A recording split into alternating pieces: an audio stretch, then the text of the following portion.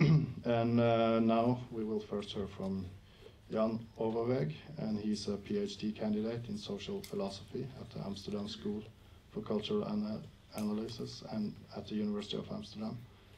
His research analyzes the productive paradoxes of neoliberal capitalism through Niklas Luhmann's social Cybernetics. He is part of the New Materialism Cost Network and has previously presented papers on Luhmann's relation to new materialism in this capacity. So welcome, Jan Overwijk. And,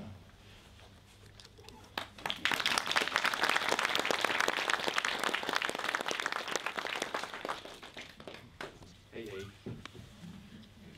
Thank you, Andre. Thank you, Knut, for having me, for inviting me to this seminar. So I was asked to give a general introduction on new materialism and what that is, and so I've written up a text that I'm going to read out and hopefully enlighten us on this topic. So new materialism has emerged as a new research tradition which, according at least to its self-descriptions, traverses both familiar dualisms and intellectual sources in philosophical thought in order to reshape them into what they call a new tradition or new metaphysics. And this is from a book of Rick Dolfijn and Iris van der Tuin, who are also Dutch, and who've written one of the founding bundles, I guess, on new materialism. So springing from fields such as post-structuralism, critical theory, feminist materialism, and science and technology studies, new materialism does not so much aim to supersede or replace these fields, but rather to highlight underemphasized elements and connect them in new ways in order to move beyond still dualisms that we heard about, right? Like matter and language, and nature and culture, and body and mind. So this self-description of new materialism will form, I think, a good starting point for answering the question, what is new materialism, and what exactly is new about it? So does the newness of new materialism lie in its deconstruction of these dualisms, like body and mind and nature and culture and so on? I think this is certainly a part of the story, but it's not the whole story, because breaking down dualisms hardly qualifies as a groundbreaking move in the history of philosophy. We need only think about Hegel's dialectics, which seeks to overcome or reconcile dualisms by casting them in the chastening light of universal history. Post-structuralism, one of the main inspirations for new materialism, also saw the deconstruction of dualisms as one of its core operations. For post-structuralist authors, however, Hegel's ethos of reconciliation or overcoming dualisms and finding a unity and wholeness has been very suspicious. Only, according to them, a negative dialectics is possible, a dialectics without end. So Derridian deconstruction, for instance, circles tirelessly around unstable undecidables. It shows that dualisms are untenable, yet also unsurpassable. It thus discards the romantic nostalgia that is still in Hegel, like the longing for unity and the longing for overcoming at the end of history, and accepts that such is the paradoxical nature of thought. The task that remains for philosophy, according to deconstruction, then, is putting dualisms on display in all their inherent complexity, breaking down binary oppositions into pluralism of difference. Now, whereas previously said thought, I might also have said language, because both in analytic and continental philosophy, it's gone through what is known as the linguistic turn. Not consciousness, subjective ideas or mental images are the central units of philosophical reflection, but rather sentences, signs, or logical structures. Post-structuralism is situated firmly in this linguistic tradition, mostly because of the legacy of Ferdinand de Saussure's semiotics, but also through, for instance, J.L. Austin's speech act theory, which has been quite influential. Jean-François Lyotard may serve as an example of post-structuralism's focus on language. So, for instance, in the postmodern condition, which is a very famous, very classical text, and the Différent, he analyzed society in linguistic terms, such as Wittgensteinian language games and phrase regiments and narratives. So I'll use Lyotard to give us a little bit of an idea of what post-structuralism is all about and how it's situated in the linguistic tradition. So a central concept for Lyotard is the Différent.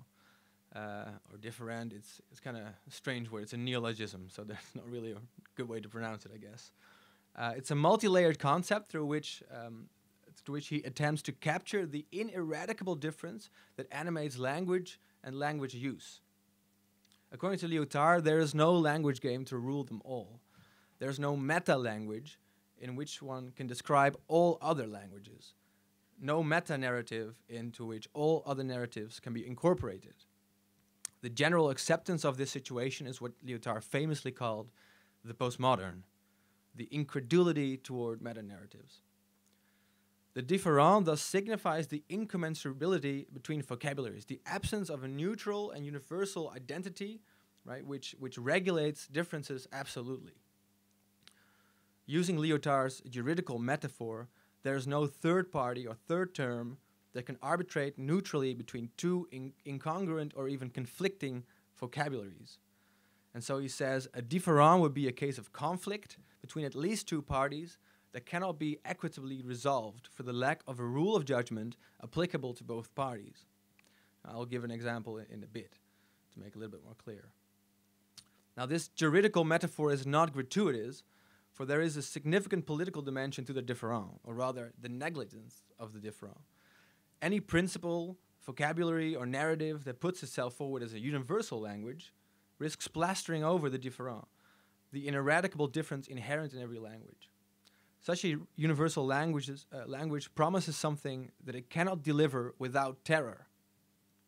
And it's a lesson we've painfully learned from historical experiences with meta-narratives, Lyotard says, like communism and also capitalism and Hegel's movement of spirit, for instance. The injustice of this situation, according to Lyotard, is actually twofold. So first, there is the original injustice, in which one party or language dominates over another. And then secondly, this situation requires the dominated party to express this injustice in the language of the dominating party. The problem is that this injustice cannot be expressed in this language. And so he says, a case of différent between two parties takes place when the regulation of the conflict that opposes them is done in the idiom of one of the parties, while the wrong suffered by the other is not signified in that idiom. So, as an example here, we can think of the Aborigines in Australia. They could not express the injustice done to them in a court of law, so they could not explain to the judge that their property, their burial site in this case, had been stolen by a mine company. And this was because they had no concept of property in the first place, right? The wrong done was not theft. Neither could they produce evidence for this injustice, since looking at the relics that might count as evidence constituted a sin for them. So they were harmed, right, by the mine company, and then they couldn't express this very harm. So that was like a double harm for Lyotard. So this is a double meaning of the différent. So it is this principle of inexpressibility that constitutes the essence of the différent for Lyotard. It is the incommunicable, the unstable state, as he calls it, an instant of language wherein something which must be able to be put into phrases cannot yet be. Indeed, the incommunicable forms the leitmotif of Lyotard's oeuvre. It is there in his early work in the form of a figure that wrecks the fantasy of stable structuralist discourse. It is the core of the sublime that uproots modern aspirations to a universal system. It is the crux of the sublime, the core of the postmodern, and the crux of the sublime as the unpresentable aesthetics. And in the face of the universalizing threats of modernity, Lyotard says, we must struggle against these meta-languages and bear witness to the différent, bear witness to this incommunicable difference that's always there.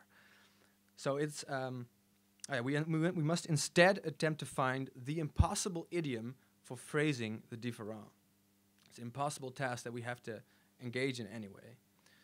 It is thus the fascination with linguistic inexpressibility that invigorates Lyotard's post-structuralism.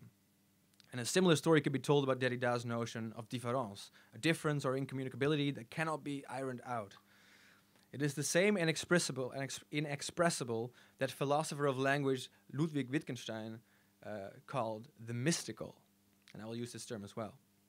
But for now, let us call this the principle of incommunicability. Now, since the heydays of post-structuralist writing, things have changed. So in philosophy, we've heard a little bit about this in the introduction, the emphasis on language and expression has been challenged by a multiplicity of movements, like object-oriented ontology, speculative realism, actor network theory, and the topic of today, new materialism. In light of this, we could speak of a material turn, or a return to matter and materialism in the course of philosophy. This principle of incommunicability, however, remains at the center of these discourses. What is challenged is not the efficacy and truth of this principle, but its status as a linguistic event. The principle of incommunicability no longer functions as a linguistic safeguard against the universalizing meta-narratives of nature with a capital, and matter and DNA, for instance. But the principle of incommunicability is now itself sought in the material realm. And I will give 3 examples of some new materialist authors where you can see this. But first of Deleuze and Guattari, who are also post-structuralists, they write that the book is not an image of the world, it forms a rhizome with the world. So if the book, on the one hand, it kind of, you would imagine, describes the world, right? And the world's over here, and they're separated by some sort of gap in which one is the subject, the knower or the representer, the depictor, and then there's the object, the world, right? This is depicted and is represented and is, right? So it's a passive kind of role. So Deleuze and Guattari don't accept that, and they say the book and the world it describes are heterogeneous elements of an assemblage that enfolds both language and matter, human and non-human, culture and nature. And new materialist Deleuze-Guattarians like Donna Haraway, Karen Barad, Emmanuel Delanda take this insight as their point of departure. Barad, for instance, argues for a so-called post-humanist notion of performativity, one that incorporates important material and discursive, social and scientific, human and non-human, and natural and cultural factors. Like Deleuze and Guattari, she criticizes what she calls representationalism, which is this strict separation of subject and object that I just put. The belief in an ontological chasm between which represents and that which is represented, or the book and the world. So instead, she points to material discursive apparatuses and practices that engender so-called agential cuts and intra-action. So the gist of these neologisms is captured in Barad's slogan that relata do not pre-exist relations. It signals the ontological priority of the entanglement of subject and object, right? So you got this loop over either one of the poles that is entangled. It is this entanglement itself that produces the difference between subject and object. Barad learns this not from some philosophical thought experiment, but from her engagement with the double slit experiment in quantum physics. She holds a PhD actually in theoretical physics. This experiment shows that light is both particle and wave at the same time, but also that only one of these phenomena can be observed at any given time. Representationalism, according to Barad, can only understand this situation as a contradiction. You could ask, like, what state of light is really real? And she solves the contradiction by claiming that the phenomenon of light is produced in the intra-action between the observer and the observed, between measurement and measured. Light is, on the one hand, is not like a kind of objective idea where light is waiting passively to be represented accurately by a subject, and neither is it so that the subject produces light, right? So there's neither a kind of privilege for the object nor for the subject, but they're both in a dynamic feedback loop which produces both of these poles at the same time. So as she says, light as wave and light as particle are two different interactions of material discursive practices that produce both the phenomena and the observations. So the answer to the question of which one is really real is fundamentally incommunicable due to the nature of material discursive apparatuses. So we find a similar intuition in Donna Haraway, although she does not take her inspiration from quantum mechanics but from evolutionary biology. Haraway proposes what she calls a tentacular thinking, like spider-based or squid-based or something like that, in which the discursive and the material are but two entangled moments. Together they form what she calls a symbiotic and symbiotic system. She derives these notions from evolutionary biologist Lynn Margulis, who theorized the notion of symbiogenesis, the way in which biological life co-evolves with its environment. Symbiosis elaborates this principle and stresses a making with, a semiotic material involution, which is co-evolution basically, that differentiates the biological and semiotic world alike. Semiotic here referring to meanings and signs. In this regard, Haraway adds the biological and material dimension to post-structuralist theories of the differentiation of signs. The incommunicable is at the heart of differentiating and co-evolving life. Now, as a final example of new materialist author, I'd like to note Manuel de Landa. De Landa has taken up the task of rewriting the last 1,000 years of history, but actually from a so-called post-humanist perspective. And so he does this by viewing history as various intersecting processes of differentiation in both material and social domains. According to him, the histories of language, rocks, genes, and society, they can all be gathered under two central types of what he calls abstract machine, and that's actually the term from Deleuze and Guattari. And they're like organizing principles that contain an element of indeterminacy and contingency. So since language and society, as well as genes and rocks, are organized on the basis of these same principles, same organizing principles, their imagined radical ontological difference, this chasm between the two, right, it breaks down. And in this sense, the organizing machines are abstract because they don't belong to a very specific domain. So these new materialist authors thus share at least two important philosophical tenets. First, the collapse of material and discursive, linguistic structures into a complex yet single system. And secondly, a principle of incommunicability that animates this system. The latter principle is, as we have seen, familiar from post-structuralist difference philosophy, the incommunicable, the difference that always remains. What these new materialist philosophers add is that the principle of difference or incommunicability is now active immanently in matter, in nature, and in biology itself, in addition to and in interplay with discourse, language, and spirit. So we must trace history not only as our own struggle, but also as nature's struggle to in Lyotard's words, find the impossible idiom for phrasing difference. So it appears that we've now traced the progression in the history of thought. New materialism in this narrative appears first and foremost as a correction to or a supplement to post-structuralism.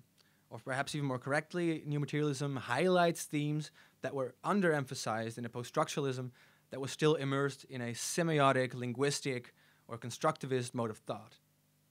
New materialism merely radicalizes post-structuralism, like post-structuralism did with structuralism.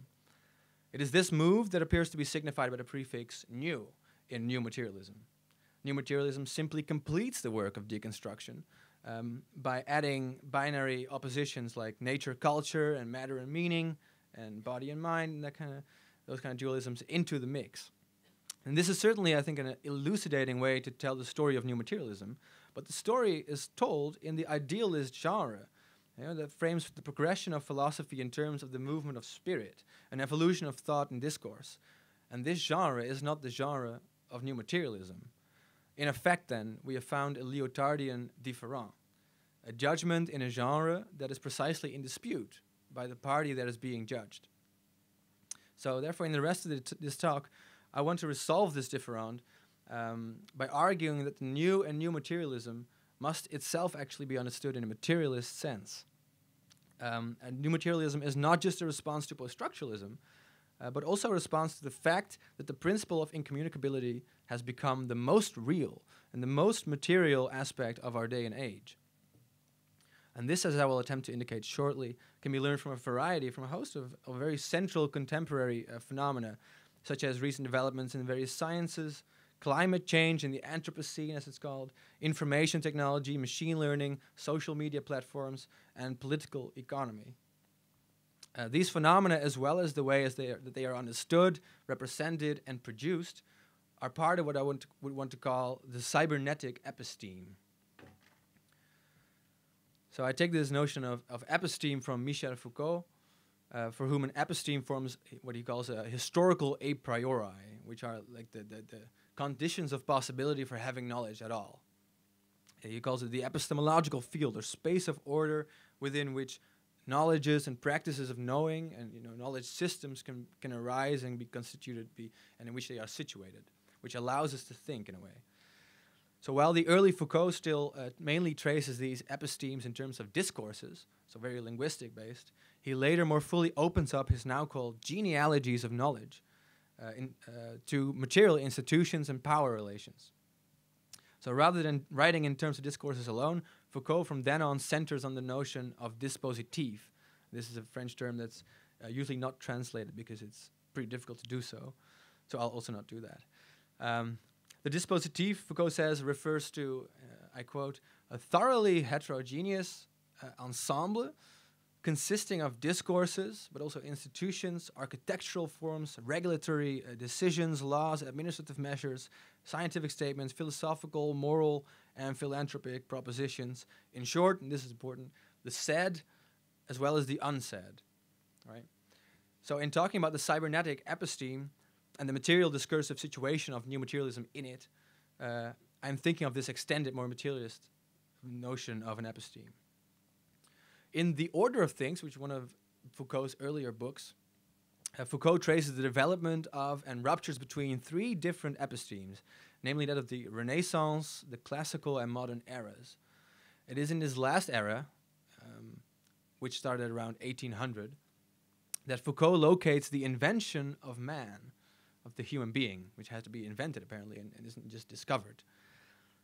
And the man is then the knowing modern subject, as well as the historical object of the human sciences, the humanities, but also parts of the social sciences, all the sciences basically that deal with human beings. And at the end of The Order of Things in 1966, Foucault famously speculates about the end of this modern episteme, and with it, the erasure of man. And he says, man is like a face drawn in the sand at the edge of the sea, and so might be wiped out quite soon. At that point in time, Foucault tells us that we can do no more than sense the possibility of this episteme drawing to a close. And years later, however, in his lecture series at the Collège de France, which is in like 1987, 1988, so 20 years later or so, he more articulately identifies a new shift in the nature of the various dispositifs that structure or that make up the episteme. This is a shift in their method, which calls from mechanisms of discipline to mechanisms of biopower and security, as well as an object from man, human being, to population. Now, while these dispositifs emerged in and belong to the modern era and the modern episteme, they also point toward a new episteme in which the logic of biopower is radicalized by rearranging its relation to discipline, the kind of earlier dispositif. And this, I will argue, is the cybernetic episteme in which we live. So I've said a few words now on episteme. So now let me explain why this should be called actually cybernetic. And cybernetics is a transdisciplinary disciplinary research program from the 1940s that deals with systems of control and communication that is rooted in information theory. That's where we get the term cyberspace from, basically. Think about making computers.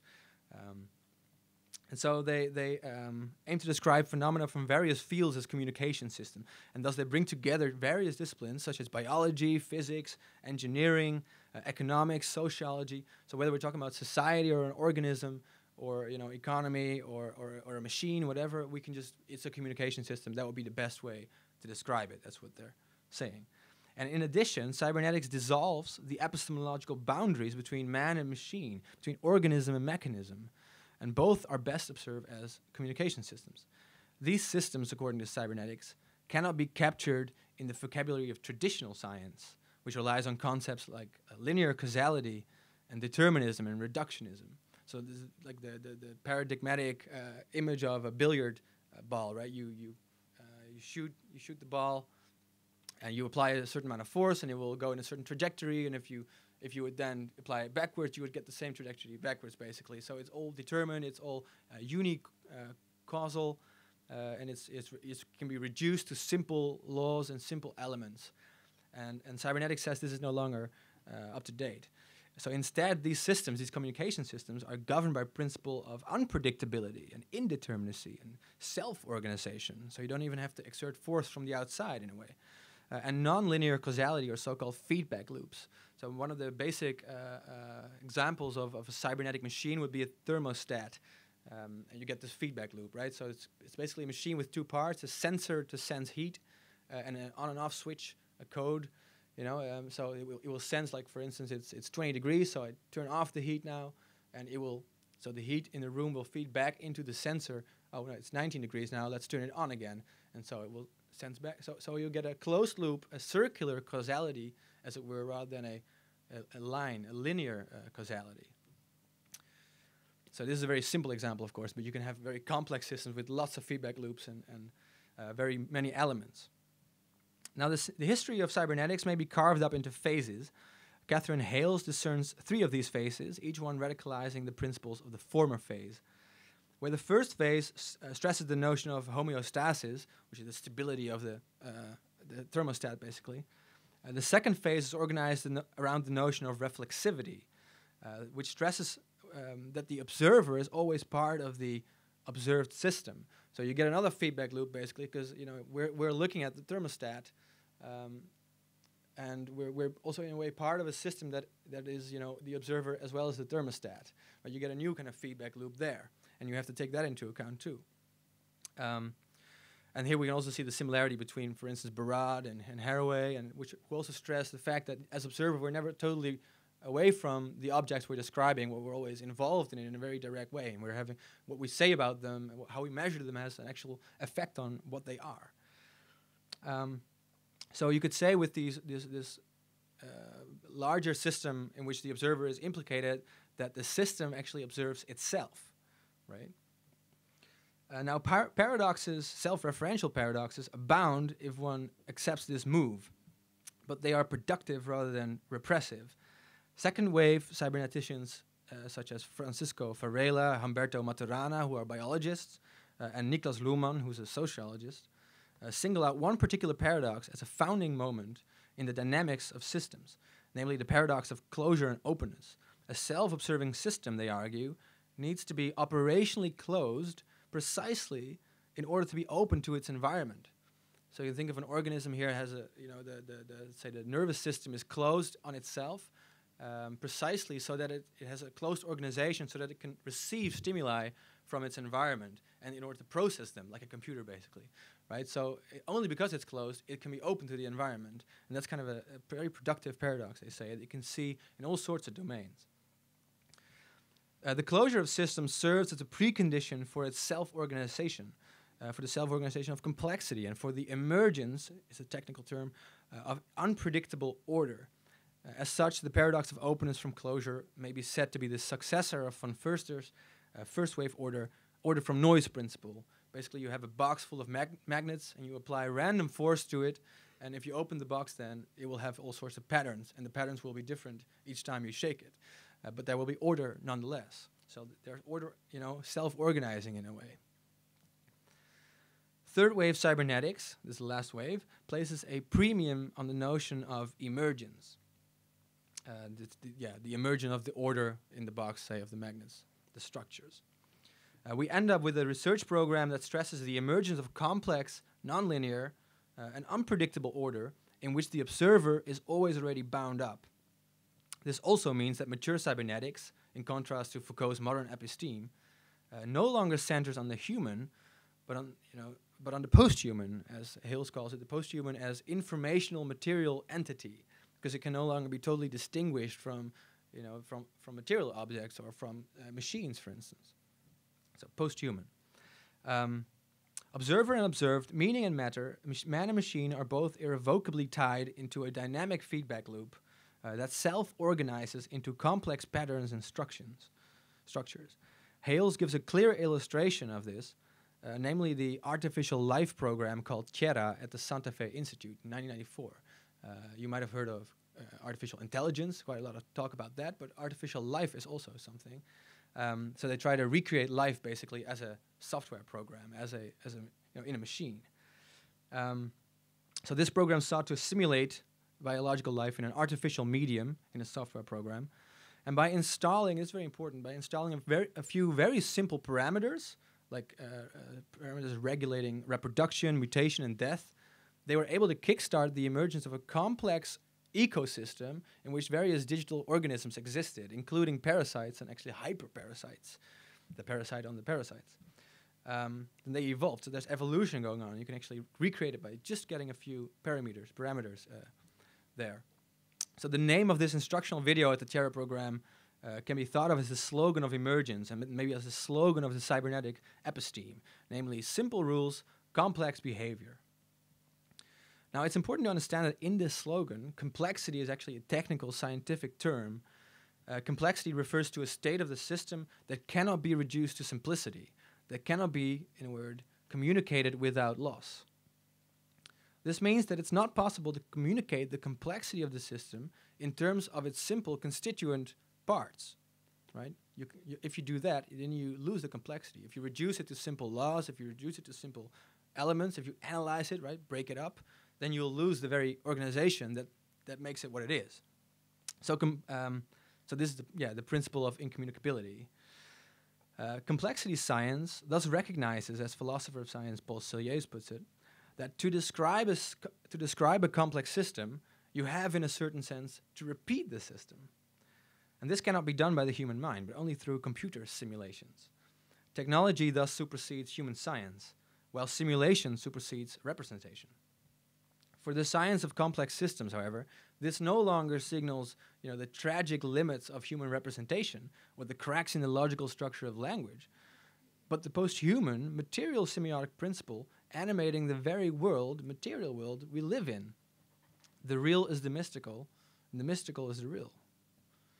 This insight is fundamental when it comes to understanding one of the most pressing issues of our time, climate change or climate breakdown. The climate, after all, is an example of a complex system. Got all these feedback loops, right? So if the Arctic ice is melting, it will set into motion other processes which will in turn melt more Arctic ice, which will in turn set in, so you get these feedback loops which are positive ones, so they reinforce one another until you can never escape them. In more philosophical terms, Timothy Morton has suggested that we view global warming as a hyper-object, because it's so massively distributed throughout both time and space that its nature cannot be communicated without gaps. We see climate change, and yet we do not. The spectacular violence of typhoons, smog-covered cities, and massive floods that we see on the news go hand in hand with the more drawn-out, incommunicable violence that Robert Nixon has called slow violence. Climate change has become our new trauma, and trauma is itself a notion that, since the development of psychoanalysis, refers to an incommunicable or inaccessible experience. Climate trauma, then, in a way, is the paradigmatic expression of our age, of the cybernetic episteme. Is the incommunicable experience of an incommunicable event, yet both are incredibly real and incredibly material. The same principle of material incommunicability that we find in contemporary science and in climate change, climate trauma, can also be found in information technology and machine learning and computing. These fields have seen a shift from deductive to inductive computing. As Luciana Parisi says, machine learning indeed is used in situations where rules cannot be predesigned. The formula cannot be predesigned. But they are, as it were, achieved by the computational behavior of data. Mathematical formulae are no longer posited in advance, but emerge from interactions on the basis of simple rules. In the age of the algorithm, then, incomputables are no longer exceptions falling outside the remit of computational logic. On the contrary, the latter has surpassed its own deductive limits. This is once again a quote from Luciana Parisi. So the incomputable has moved to the heart of our computational infrastructures, the ones that structure our behavior, both on and offline. And in the case of social media platforms too, the logic of emergence is central. These platforms like Facebook and Twitter, for instance, provide the simple rules, the rules that you have to abide by on the network, how to post something and how to do stuff. These generate the self-organizing network of complex behavior in order to create a behavioral surplus that cannot be predicted or codified in advance. So basically the stuff that we share and so on cannot be all predicted. And the way that we interact with each other, these will constitute complex and structures that they could not have devised ever or designed ever. We should have to be able, just enable them by putting in simple rules. And this brings us to my final example, namely the political economy of neoliberal capitalism. Indeed, Friedrich Hayek, one of the founding fathers of neoliberalism, was himself heavily influenced by cybernetics and systems theory. For Hayek, the market is a vast information processor, basically a big computer. So it's a complex system of emergent order that is fundamentally incommunicable. And put simply, this means you cannot outsmart the market. The market simply also always knows better than you could ever design it. So according to, during the so-called socialist calculation debate in the 1930s, Hayek mobilized this view of the market as incalculable in order to critique socialist planning and interventionism, and we're still basically in this paradigm. According to neoliberals, the state should only control the parameters of the market, its simple rules, right? And from there will emerge and evolve the decentralized, recursive anarchy of market forces, the complex behavior that cannot be predicted, calculated, communicated in advance. So you just control like inflation pricing, for instance. You could just control regulation and competition, and then the rest will the market will do its work, and you won't be able to do it better than that. So this mystical element no longer signifies the boundaries of rationalized capitalist economies, planned economies, but precisely the animating principle of a material political life. And in post-Fordist production process too, the principle of incommunicability has taken center stage. After Capital incorporated the so-called artistic critique of the labor movement of '68 in the new spirit of capitalism, work now demands not just your crude labor power, but actually an emotional, artistic, and passionate involvement while you do it. You have to care about it too, and you have to be working on your CV in the evening, working on your personality and working on your human capital, as it's called. You have to invest in yourself. You're a little bit of a company. You have to get a student loan and invest in yourself in that sense. So this new form of labor, which Italian Marxist Maurizio Lazzarato has called immaterial labor, is fundamentally uncodifiable and unmeasurable. Although immaterial labor might be an idealist misnomer, its point stands. Artistic spontaneity is lost as soon as it's codified in a set of rules.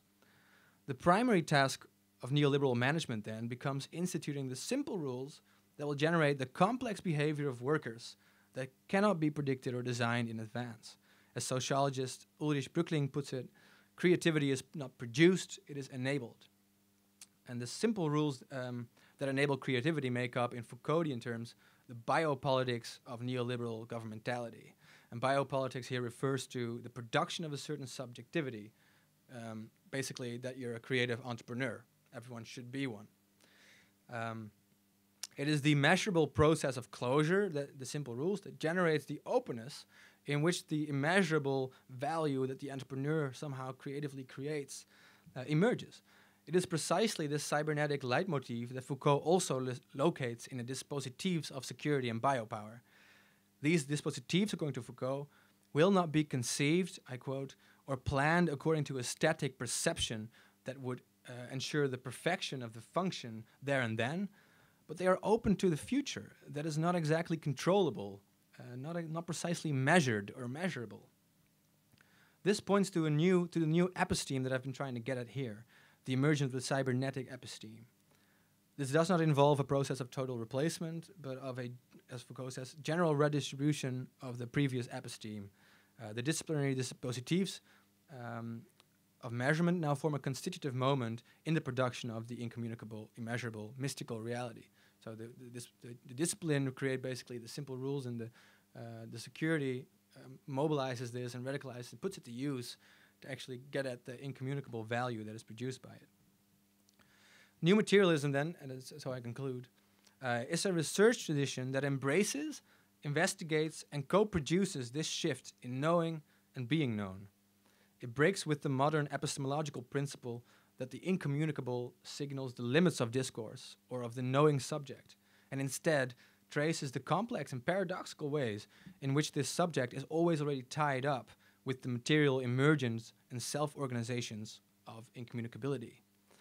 These phenomena of emergence have come to shape our material, technical, social, scientific, and politico-economic worlds.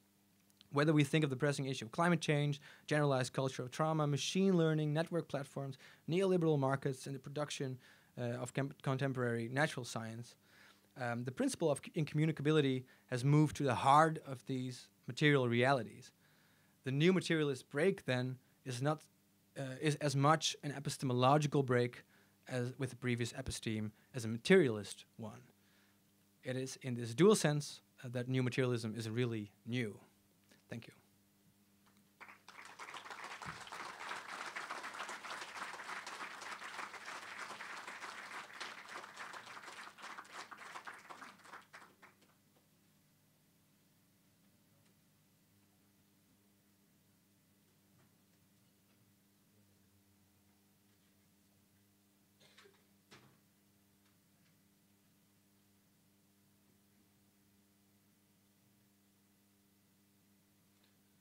Thank you, Jan. We have time for a few questions. Is there anyone who want to pose a question for Jan?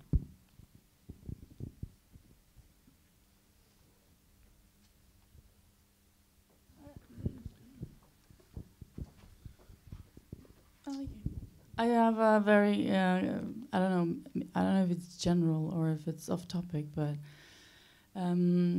I would like to ask about, let's say, what's at stake with new materialism, object-oriented ontology, and speculative realism in terms of ethics and morals. I think I read a while ago in this issue in Textet zur Kunst about speculative realism, about how what this approach ultimately does to human history is that it kind of questions a lot of the historical narratives that our identity, our language is built on. And one like very potent topic would be Holocaust, that it sort of like raises like the whole foundation on which that narrative is built. So I was wondering if you could say something about those moral and ethical implications of what this position entails. Right. Well, I mean, yeah, it's a good question, very good question, actually, and this is, a topic that I hadn't really focused on in this talk, and I also would imagine that it's very difficult actually to find a single answer to your question, because I think there will be a lot of things that you could say on this that will be totally different from each other. It depends on where you want to look at.